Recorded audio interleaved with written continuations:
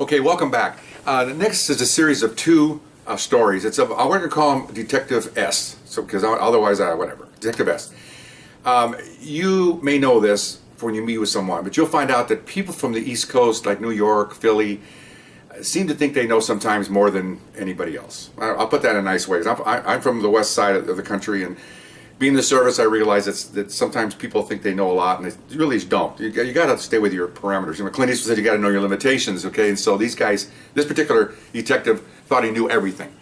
Working narcotics, doing search warrants. And I explained earlier, search warrants have a lot of moving parts.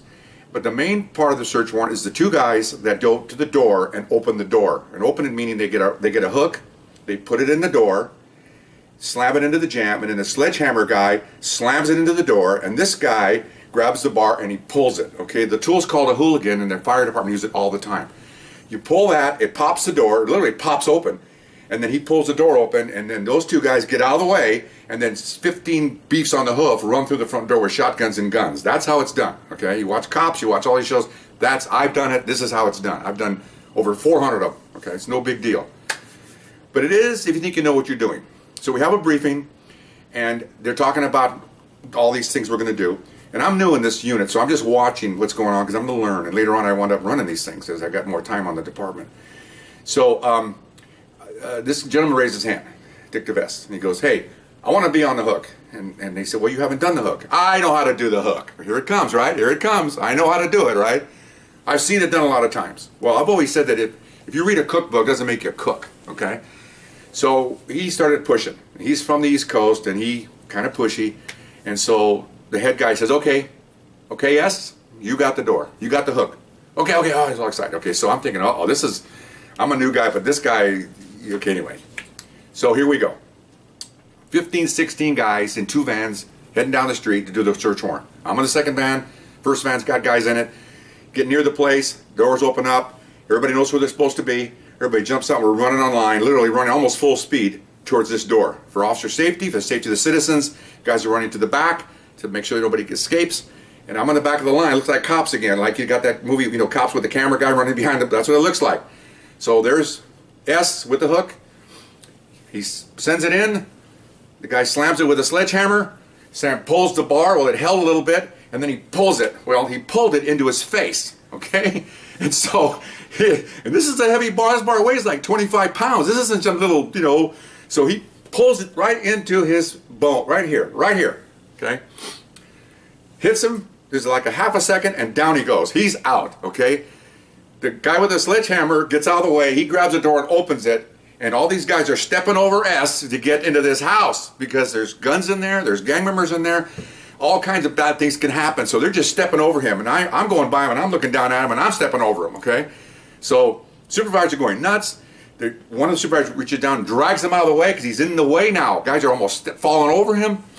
So I'm back of the line. So as I get in the door, like the last story I told you, they grab me because I'm new. Take care of him was the last thing I heard. So I went over there, and he's doing what we call this the chicken. In other words, he's laying there and he starts to come to, and they start jerking because they're getting their oxygen back, okay?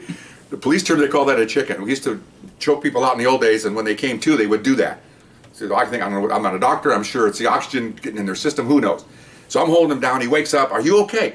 Well, you can see already his nose is broke. It's it's like this. It's broken, and his eyes are all crossing. I'm holding him down. "Are you okay? You all right?" I got to be careful because we got to be careful because one of the stories I told you earlier about somebody on PCP, you don't know what he's carrying a weapon, and most guys in those days carried two weapons because we had revolvers.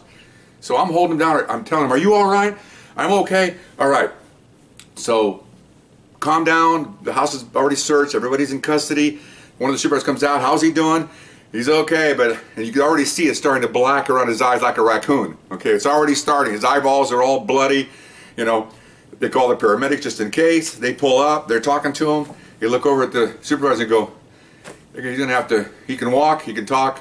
We're not here to take care of walking and talking. He's gonna have to go into the emergency room and take care of that." Okay, so one of the other officers took him away, and we finished the warrant. Go back to the station.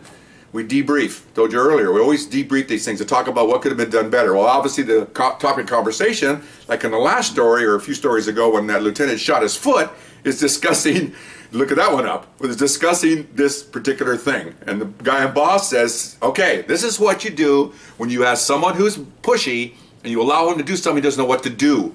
It's not going to happen again, okay? So, okay, that's fine. Well, a week goes by, S never comes to work, okay, because he's off. He comes back to work, he walks in the door, and we have a real sense of humor. Everybody is laughing because he looks literally like a raccoon. He's got a thing over his nose because it's been set back in, and he's got big black eyes. He's black in both eyes. His cheeks are red. You all know how this is like to get punched out. That's what he looks like. Still, even after a week, he still looks really bad. And of course, all kinds of jokes and this and that. And he cut down his cockiness a few notches because he knocked himself out. So that was pretty cool. And so that's the little knockout story. But I'm going to give you a second one in the next time around. It'll be the next one coming up about this poor guy, what happens next to him, okay, which is coming up next. Anyway, thank you very much. Hope you enjoyed that little short one, and we'll talk to you later. Bye-bye.